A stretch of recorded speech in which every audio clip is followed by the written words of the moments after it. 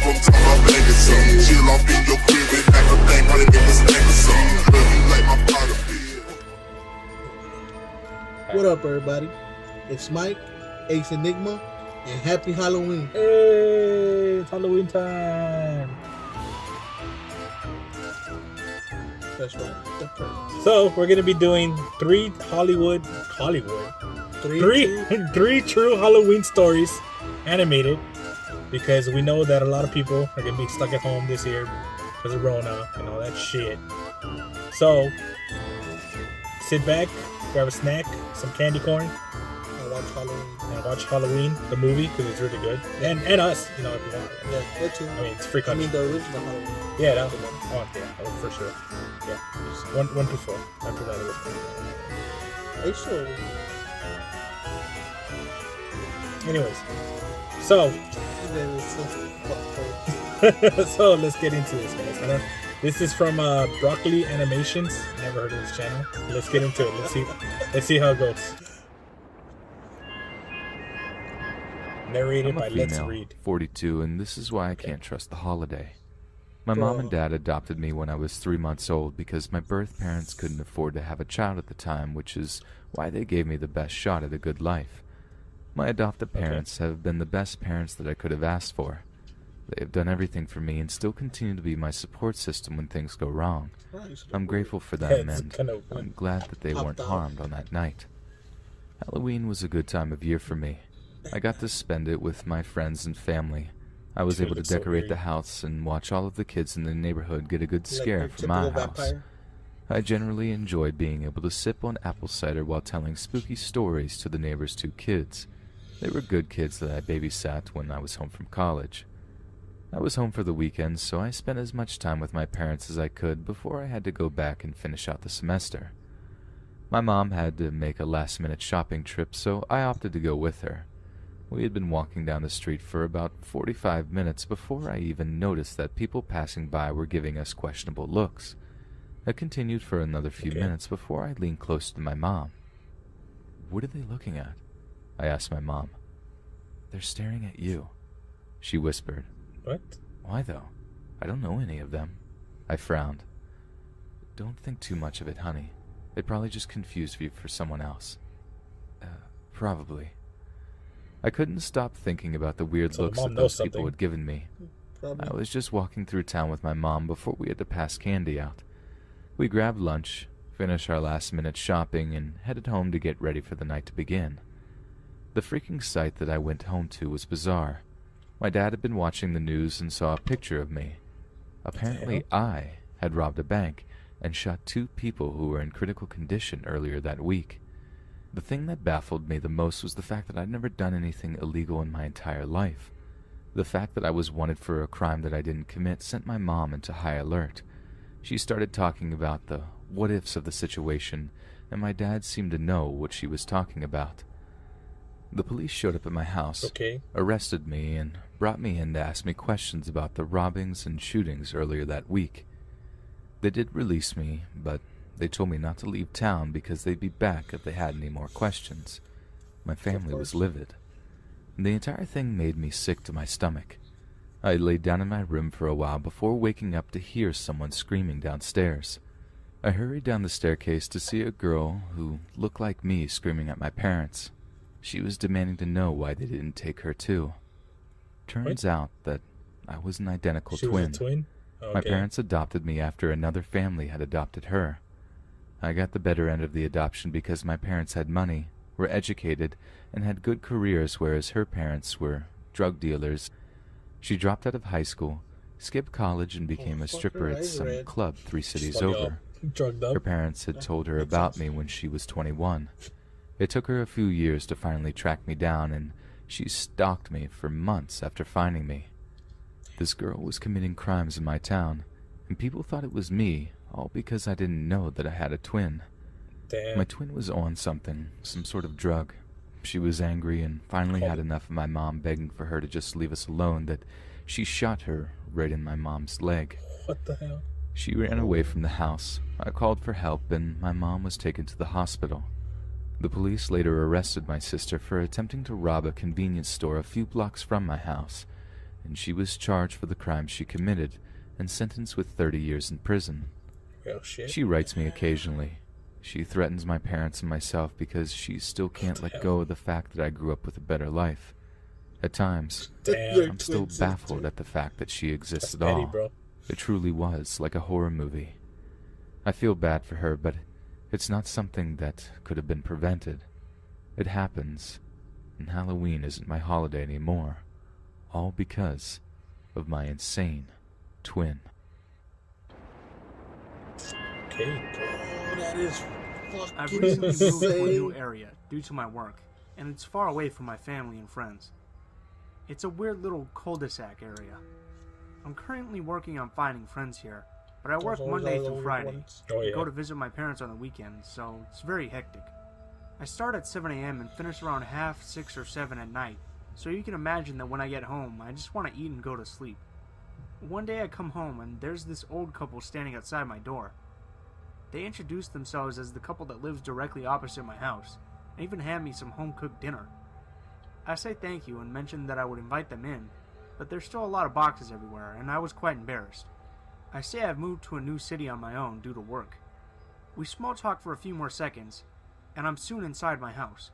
I honestly put the food that they've given me in the fridge and think I'll just head straight to bed. In the morning I see the food that they've given me half eaten, and now in the sink. What the fuck?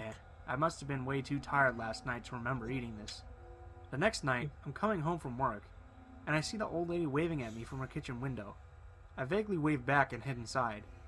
Nothing else really happens that Creepy, night. bro. The next Nope. night, I've had That's the weird. shittiest day ever at work. It's I had probably to good that stay she didn't behind eat at that work food. half an hour over due to an unhappy customer, and I had been craving my bed all day. I pull up outside my house, and I see the old couple standing outside their house. Are they keeping a record of what times I come home? I quickly ask myself.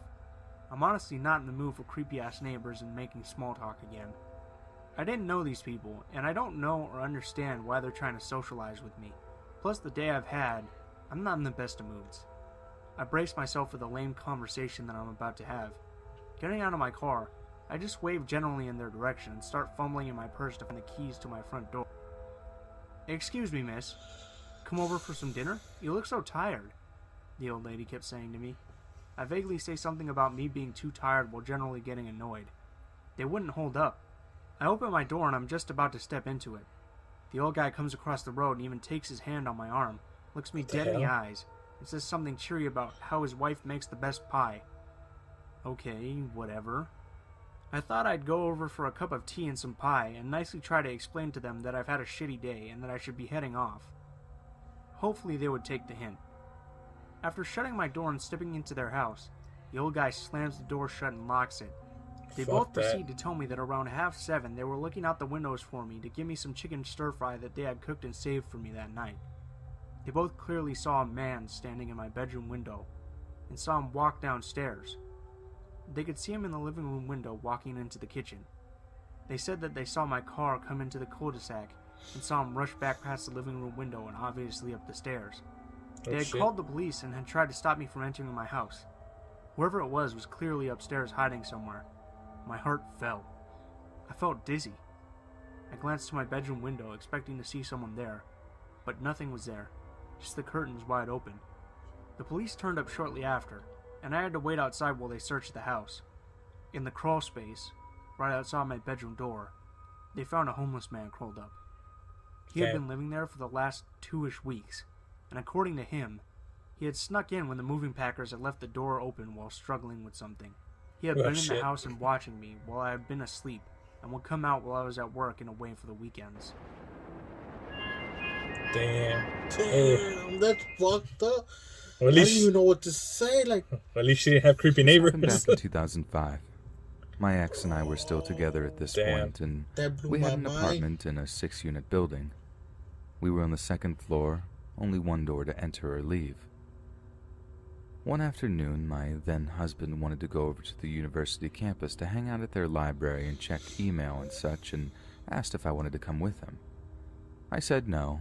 I had a paper I had to write for a class and needed to get that done. Those eyes. He left and I started know, getting the settled in animation's to do weird. some writing when I hear the door open and shut again, and I thought he'd forgotten something and had come back, as he was only gone a handful of minutes. I had my back to the door, so I just assumed it was him. I asked, "Well, that was the shortest trek to campus and back. Everything okay?" I didn't get an answer, so I turned around, and it wasn't my partner standing there, but the neighbor who lived across the hall from us, standing in front of my door, the only means of escape I had. We live on the second floor, and I'm not about to go jump out of a window should he try to tackle me. I'm only 5'2", and this guy is easily 6'3" and no slouch. In other words, he could take me down pretty easily. I snapped at him. There's guys "What do you think you're doing in my apartment, Jasper?" This guy has a serious schizoaffective disorder that requires heavy-duty medication. He'd been off his meds for some time, and our landlord was his carer. And when it was time for his monthly shot, he'd disappear for a while, thinking he'd avoid getting the dose. All he said to me was, "I just want a cigarette." My partner was a smoker more than I was, but I wasn't going to pilfer his smokes to give this guy anything. I just wanted him gone. He was fairly harmless for the most part, but he made me quite nervous because he is known for busting out all his windows out of his apartment in a psychotic rage one night, and subsequently did the same with the neighbors below him. So, you can understand why I didn't want to engage him. I snapped on him that he needed to leave or I was calling the landlord. He repeated himself again, and I again told him as I was reaching for the phone, "I'm going to ring the landlord if you don't get out of my apartment now." He took off, and we didn't see much of him after that. Ever since that afternoon, I keep my door locked at all times unless I know someone's on their way over and will be here shortly so they can just come on in. But they know to announce themselves. I ended up moving out of that apartment as soon as I could. Yeah, pretty much, yeah. Yeah, hell yeah. Well, those were kind of creepy. Bro, the second one was fucking creepy. Not as very Halloweeny as I would have wanted it to be, but they were creepy. So, they were. Yeah, I've been like on my off time looking into more scary stories, stuff like that. So if you guys want more stories, whether they're animated or not, let me know. These were interesting, and the one for the Halloween one maybe was because of the day that it happened to was Halloween. Yeah, it was on Halloween day basically, but yeah, it's all right. So let me. Still, the one with the lady that had the guy living. Yeah, homeless. That one was creepy stuff. Yeah. So we'll see what else we can find. Maybe I'll upload another video today. We'll see what's up. I don't know. Happy Halloween, guys. Happy Halloween. Watch out for razors in your candies. Watch out for mixtapes in your candies. Watch out for the boogie. Watch out for the boogeyman. Watch out for the candy man. All right, guys. Peace. Happy Halloween. Peace. Happy Halloween.